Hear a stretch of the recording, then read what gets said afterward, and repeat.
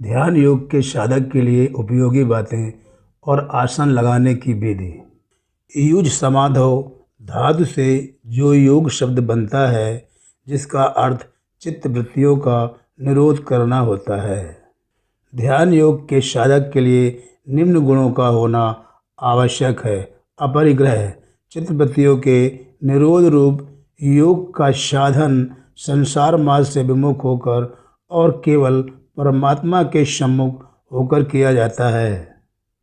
अतः उसके लिए पहला साधन है अपरिग्रह, अर्थात अपने लिए सुख बुद्धि से कुछ भी संग्रह न करे, कारण कि अपने सुख के लिए भोग और संग्रह करने से उसमें मन का खिंचाव रहेगा, जिससे साधक का मन ध्यान में नहीं लगेगा। अतः ध्यान योग के साधक के लिए अपरिग्रह का होना जरूरी है। निराशी अपरिग्रह पद से बाहर के भोग पदार्थों का त्याग बताया गया है। अब निराशी पद से भीतर की भोग और सामग्री की इच्छा का त्याग करने के लिए कहा जाता है। तात्पर्य यह है कि भीतर में किसी भी भोग को भोग बुद्धि से भोगने की इच्छा, कामना, आशा न रखे, कारण कि मन में उत्पत्ति विनाशशील पदार्थों का महत्व, आशा, कामना परमात्मा प्राप्ति में बाधक है। अतः इसमें साधक को सावधान रहना चाहिए। यत् चित्तात्मा बाहर से अपने सुख के लिए पदार्थ और संग्रह का त्याग तथा भीतर से उसकी कामना, आशा का त्याग होने पर भी अंतःकरण आदि में नया राग होने की संभावना रहती है।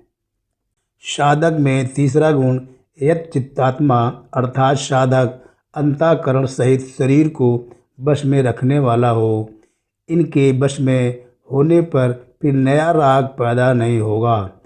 इनको वश में करने का उपाय है कोई भी नया काम राग पूर्वक न करे, कारण कि राग पूर्वक प्रवृत्ति होने से शरीर की आराम आलस्य में, इंद्रियों की भोगों में और मन की भोगों के चिंतन में अथवा व्यर्थ चिंतन में प्रवृत्ति होती है। इसलिए अंतःकरण और शरीर को वश में करने की ज़्यादा आवश्यकता है। योगी जिसका ध्येय लक्ष्य केवल परमात्मा में लगने का ही है, अर्थात जो परमात्मा प्राप्ति के लिए ही ध्यान योग करने वाला है, सिद्धियों और भोगों की प्राप्ति के लिए नहीं, उसको योगी कहा जाता है। साधक में अगला गुण एकाकी का होना है। ध्यान योग का साधक अकेला हो, साथ में कोई सहायक न हो, क्योंकि दो हो गए तो बातचीत होने लग जाएगी और साथ में कोई सहायक होगा तो राग के कारण उसकी याद आती रहेगी, जिससे मन भगवान में नहीं लगेगा। रहिस स्थिता साधक को कहाँ स्थित होना चाहिए, इसके लिए बताते हैं कि वह एकांत में स्थित रहे, अर्थात ऐसे स्थान में स्थित रहे जहाँ ध्यान के विरुद्ध कोई वातावरण न हो। जैसे नदी का किनारा हो, वन में एकांत स्थान हो, एकांत मंदिर आदि हो, अथवा घर में ही एक कमरा ऐसा हो जिसमें केवल भजन ध्यान किया जाए। उसमें न तो स्वयं भोजन शयन करे और न कोई दूसरा ही करे। आत्मानं सत्यम युंजीत उपयुक्त प्रकार से एकांत में बैठकर मन को निरंतर भगवान में लगाए।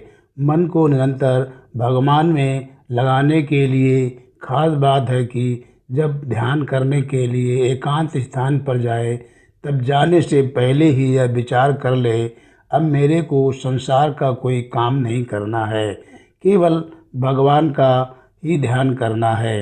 अब भगवान के सिवाय दूसरे का चिंतन करना ही नहीं है। इस बात को लेकर निरंतर सावधान रहे, क्योंकि सावधानी ही साधना है।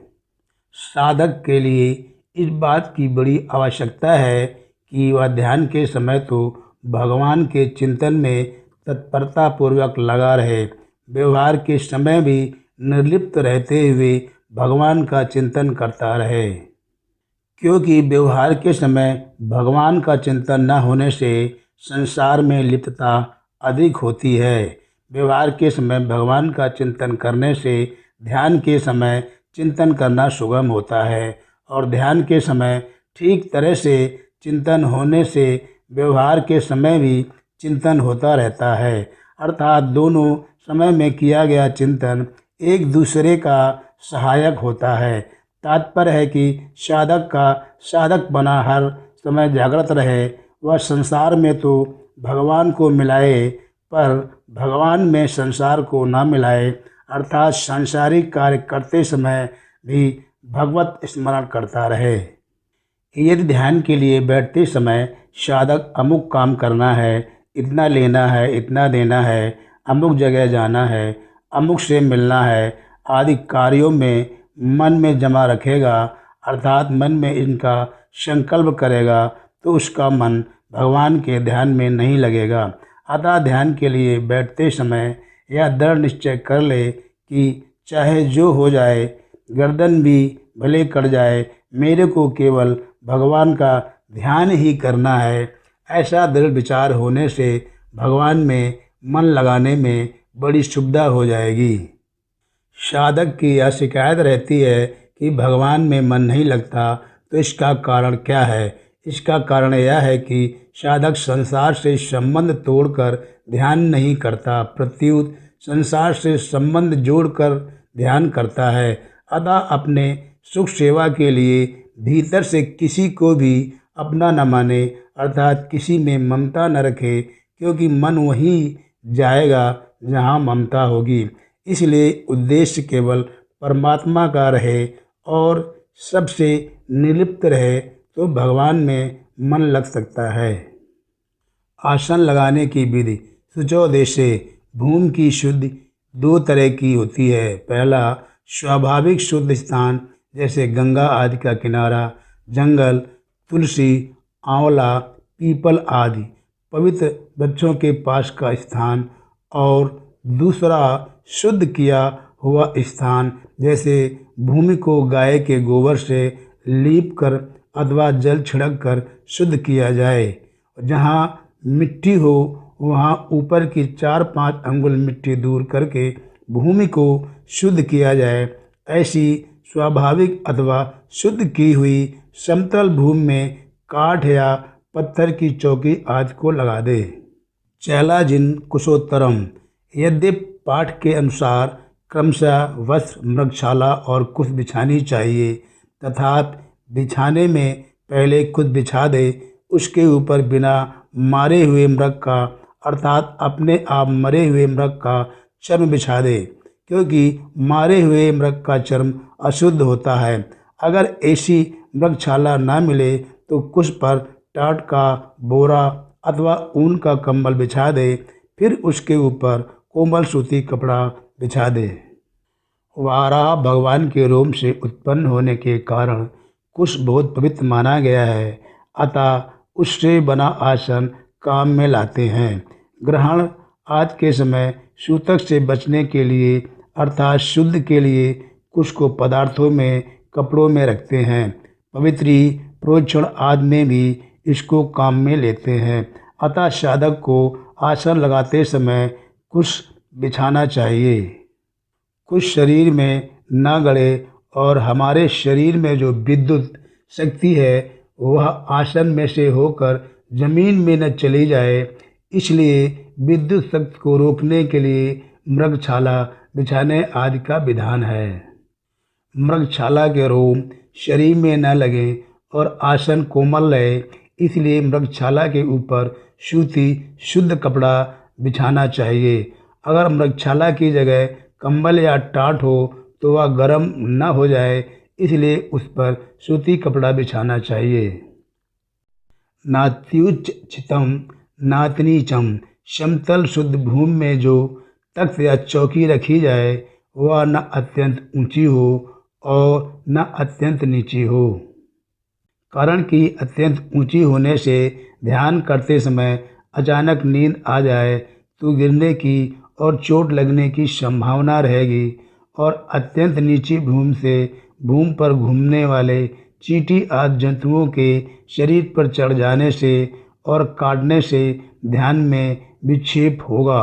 इसलिए अति ऊंचे और अति नीचे आसन का निषेध किया गया है। प्रतिष्ठाप्य स्थिरमासन महात्मनः, ध्यान के लिए भूमि पर जो आसन, चौकी, तख्त रखा जाए वह हिलने वाला न हो। भूमि पर उसके चारों पाए ठीक तरह से स्थिर रहें।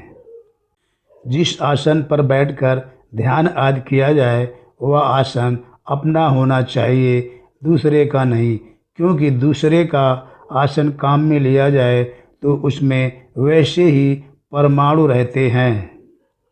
अतः आत्मना पद से अपना आसन अलग रखने का विधान है। इसी तरह से गोमुखी, माला, संध्या के पंचपात्र, आचमनी आदि भी अपने अलग रखने चाहिए। शास्त्रों में तो यहाँ तक विधान आया है कि दूसरों के बैठने का आसन, पहनने की जूती, खड़ाऊ कुर्ता आदि को अपने काम में लेने से अपने को दूसरों के पाप पुण्य का भागी होना पड़ता है। पुण्य आत्मा संत महात्माओं के आसन पर भी नहीं बैठना चाहिए, क्योंकि उनके आसन, कपड़े आदि को पैर से छूना भी उनका निरादर करना है, अपराध करना है।